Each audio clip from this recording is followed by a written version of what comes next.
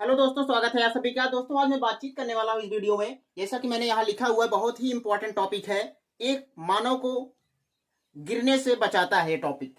यदि आप ध्यान देंगे तो यही सब कारण है जो मानव को क्या करता है, हमेशा पीछे की तरफ ठेलता है। और सबसे इंपॉर्टेंट बात है कि यहाँ देखिए, रावण के 10 सिर का क्या मतलब है। रावण के पास कितने सिर थे? 10। हम मनुष्यों ने अभी तक जाना है कि रावण के पास कितने सिर हैं? 10 सिर थे ना। कोई देखा तो नहीं है, लेकिन ऐसा बताया जाता है। तो उन 10 सिरों के क्या कारण थे? यानी इतना बाहुबली या इतना शक्तिशाली, इतना ज्ञानी होने के बावजूद भी रावण क्यों हार गया, जबकि वह तीनों लोगों पर विजय पाने का क्या था, एक योद्धा था जो तीनों लोगों पे रहने वाले प्राणी जो है उससे डरते थे, इतना शक्तिशाली था, लेकिन फिर भी हार गया। क्यों हारा? देखिए, रावण के 10 सिर का क्या मतलब है, यहां मैं आपको उसके हर सिर के बारे में बताने वाला हूं। उम्मीद करेंगे कि आपको यह जानकारी अच्छी लगेगी। तो देखिए क्या है, सबसे पहला जो उसका पतन का कारण था रावण का, वो क्या था? काम वासना। काम वासना का मतलब पराई स्त्री को चाहना। देखिए ये क्या है, पहला टॉपिक, काम वासना के कारण सबसे पहला उसका पतन होने का कारण यही था ना। जब उन्होंने सीता का हरण किया तो उसी समय से वो क्या हो गया, उसके पतन का कारण चालू हो गया। तो देखिए, पहला है काम वासना, दूसरा है नशा।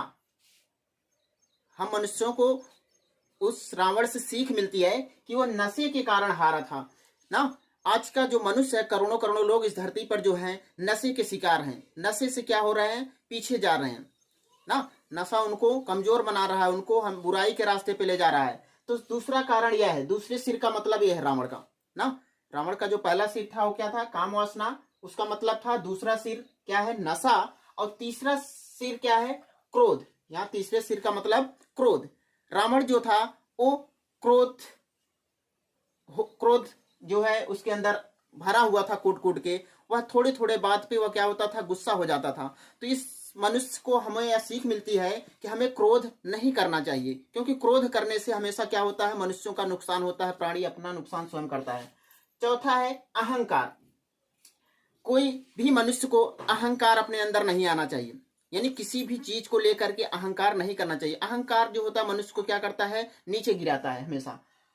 ये चौथे सिर का मतलब था। पांचवा क्या है? ईर्ष्या। आज का जो मनुष्य है वह एक दूसरे से क्या करता है? ईर्ष्या रखता है। आज का समय कंपटीशन का दौर है ना। कंपटीशन के दौर में मनुष्य क्या करता है? एक दूसरे से ईर्ष्या करता है। यदि कोई भी मनुष्य आगे बढ़ रहा है तो वह उससे क्या करता है? ईर्ष्या करता है। अगर ऐसा भावना आपके मन में आ रहा है तो इसको तुरंत क्या करिए? दूर कर लीजिए, नहीं तो ये क्या करता है? आपको पीछे की तरफ लेके जाता है।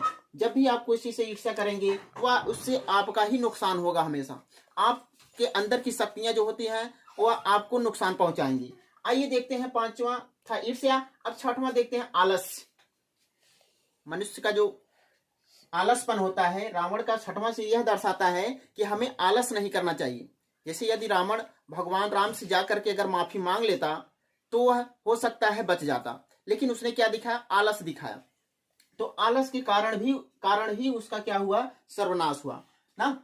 और सातवां है क्या? छल कपट।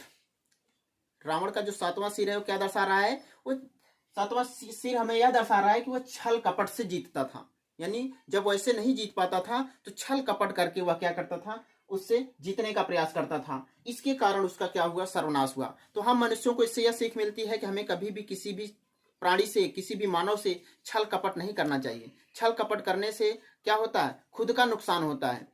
तो ये छल कपट। अगला है आठवें सिर से क्या मतलब है? अन्याय। रावण का जो आठवां सिर है वह हमें यह दर्शाता है कि वह क्या था? एक अन्यायी था। वह कमजोरों के ऊपर क्या करता था? अत्याचार करता था, अन्याय करता था।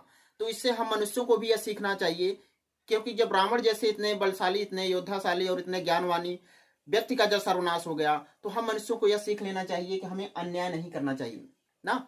क्योंकि जब वो जल सकता है अन्याय करके तो हम लोग भी क्या होंगे? उसी अन्याय में हम लोग भी जल सकते हैं। तो अभी हम लोगों के पास समय है, यदि आप अपने आप को सुधार लेते हैं तो ठीक है, आप एक अच्छा इंसान बन सकते हैं। तो अन्याय नहीं करना चाहिए। और नौवां है जो भोजन को खराब करना। आज के समय में इस धरती पर किसी किसी प्राणी ऐसे हैं जिनको भोजन नसीब नहीं है, किसी किसी कोई कोई प्राणी ऐसा है जिसके पास भोजन बहुत सारा है और वो उसको क्या कर रहा है, खराब कर रहा है। तो ये भी हम मनुष्यों को कहाँ ले जाता है, बर्बादी की तरफ ले जाता है। स्वयं अपना नुकसान होता है और दूसरों का भी ऊर्जा का हनन होता है। तो भोजन को खराब नहीं करना चाहिए ना। भोजन उतना ही लीजिए जितना आपसे खप सके, जितना आप खा सकें ना।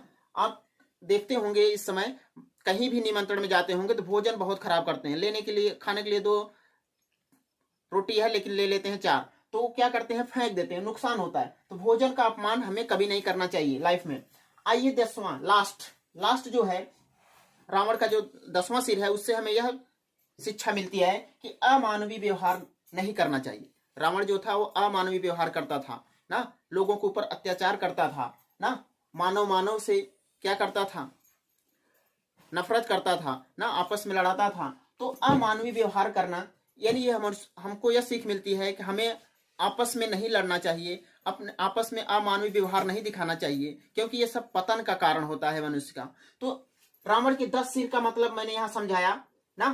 तो यही 10 कारण हैं जो मनुष्यों को क्या करते हैं, एक दूसरे से दूर करते हैं, एक दूसरे को नुकसान पहुंचाते हैं और एक दूसरे से क्या करते हैं, लड़ाई झगड़ा हमेशा करते रहते हैं। तो हमें कभी भी इन 10 बातों को अपने लाइफ में नहीं करना चाहिए। तो कैसा लगा यह वीडियो, उम्मीद करते हैं कि आपको यह वीडियो अच्छा लगा होगा। यदि आपको यह वीडियो अच्छा लगा होगा तो वीडियो को लाइक शेयर करिए। और इसी के साथ मैं समाप्त करता हूँ, मिलता